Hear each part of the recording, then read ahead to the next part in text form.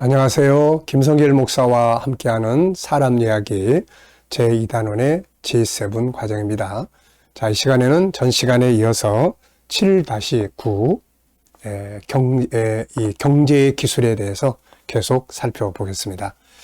자, 우리가 학문 공부 그러면 학문 쪽과 기술 쪽, 그리고 이 기술 쪽 그러면 세 가지의 기술, 노동의 기술, 그 다음에 경제 운용의 기술, 관계의 기술. 자, 지금은 경제 운용의 기술에 대해 살펴보겠습니다.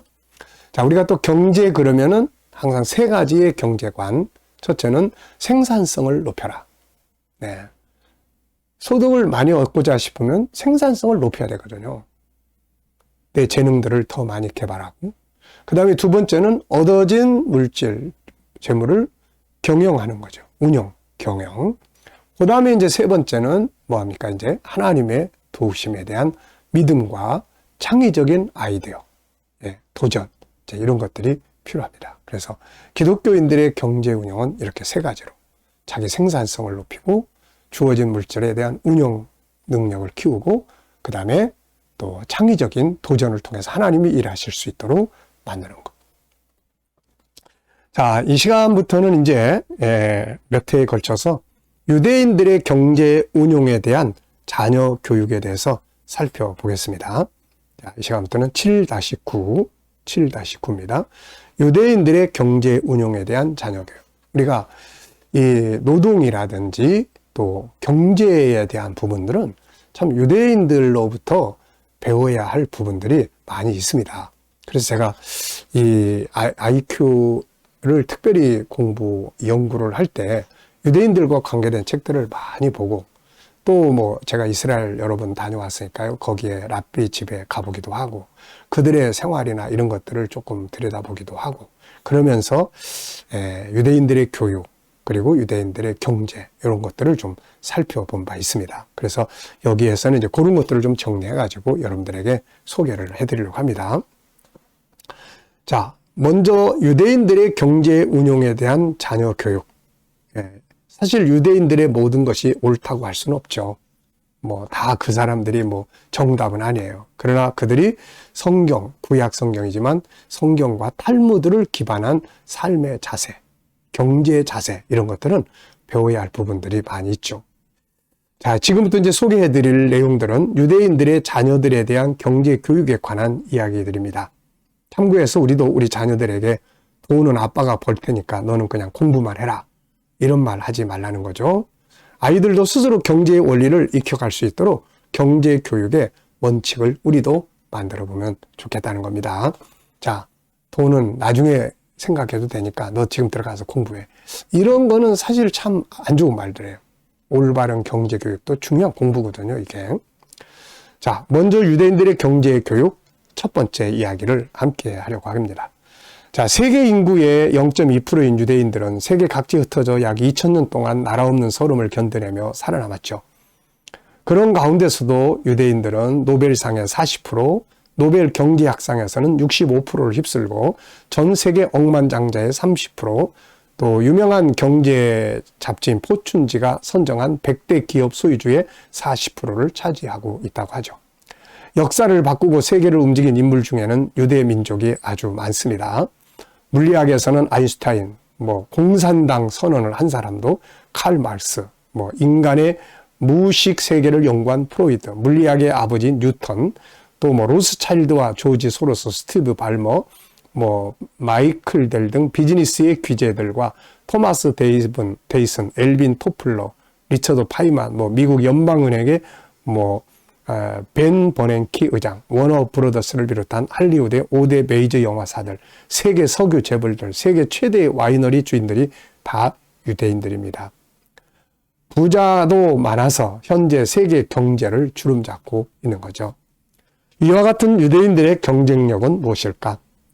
그것은 다름 아닌 유대인들의 경제 교육, 특히 조기 경제 교육에 기인한 것으로 알려지고 있습니다.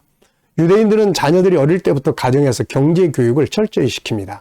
유대인 아이들은 3살이 되면 부모님과 함께 탈무드를 공부를 하죠. 탈무드는 많은 지식 지혜를 담고 있는 백과사전 같은 책으로 율법과 유대교, 인간 생활에 대한 전반적인 내용을 다루고 있습니다. BC 500년부터 AD 500년까지 수많은 랍비들이 여러 문제들에 대한 토론한 내용과 결과를 모아 만든 책입니다. 탈무드는 단순한 지식을 얻기 위한 책이 아니라 어떤 문제에 대해 생각하는 방법을 가르칩니다. 생각하는 방법을 가르쳐요. 그들은 일상에서 탈무드를 평생에 걸쳐 공부를 합니다. 탈무드는 교과서라는 느낌보다는 재밌고 지혜가 가득 담겨 있는 동화이고 이야기책에 가깝습니다. 이스라엘에 가보면은, 예루살렘에 이렇게 가보면 예시바라고 하는 도서실이 있는데요. 이게 굉장히 많아요. 우리나라 학원 비스름합니다. 근데 그 안에 들어가 보면은 지금도 두세 사람이 앉아서 계속 토론하는 일을 하는데, 그 공부를 하는데 토론하는 내용이 뭐냐면 율법, 탈무드 내용이에요. 너는 어떻게 생각하는데? 네. 그래서 탈무드의 맨 앞페이지는 항상 비어 있다고 그러죠. 왜 비어 놓냐? 네 생각은 어떠냐? 이거를 말하라고 하기 위한 것이라고 합니다. 그래서 그들은 이렇게 토론하고, 이것을 이제 하브루타라고 이야기를 하죠. 그래서 우리도 이제 이 GTS 묵상집을 제가 만들어서 하는 것도 GTS 하브루타 묵상집. 바로 이렇게 하나님의 말씀을 가지고 생각하는 사람으로, 그리고 자기 의견을 말할 줄 아는 사람으로 만들기 위해서 이런 묵상집을 만들어서 교육을 하고 있는 겁니다. 자, 탈무드는 학교는 물론 가정에서도 널리 활용됩니다. 유대인에게 탈무드는 가정에서 부모님과 함께 시작하는 첫 번째 공부입니다. 탈무드를 통한 가정에서의 경제 교육은 학생들과 학부모 모두에게 큰 유용성을 가지는 내용이죠. 탈무드 안에는 돈, 부, 가난, 부자 등에 대한 다음과 같은 명언들이 있습니다.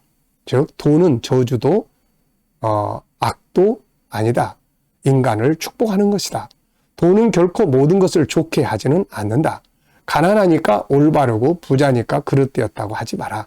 가난은 죄악이고 돈은 반드시 사회적으로 가치 있는 일을 위한 대가이다. 가치 있는 일을 한 대가이다. 자, 이런 이야기들은 올바른 경제의 가치관, 재물관, 금전의 가치를 가르쳐 줍니다. 아이들에게 부에 대한 긍정적 열망과 올바른 경제관 형성에 중요한 역할을 합니다.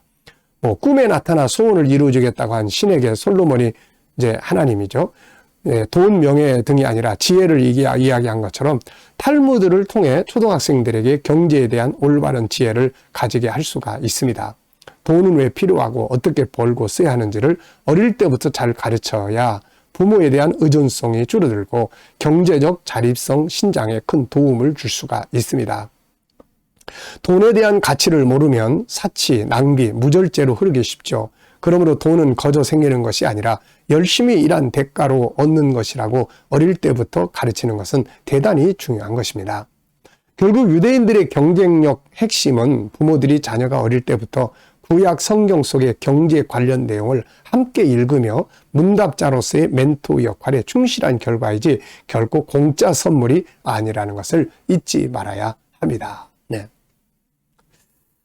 참 저도 유대인들에 관한 책들을 많이 읽어봤습니다만은 이 사람들의 그 자녀들에 대한 경제 교육, 하고 싶은 걸 하게 하지만 그 하고 싶은 일들이 경제적으로 어떤 결과들을 만들어낼 수 있는지를 상세하게 본인이 보고 느끼고 비교하게 만들어서 스스로 가장 효율성 있는 경제를 창출할 수 있는 일들을 하게 만들어주는 거죠, 이게.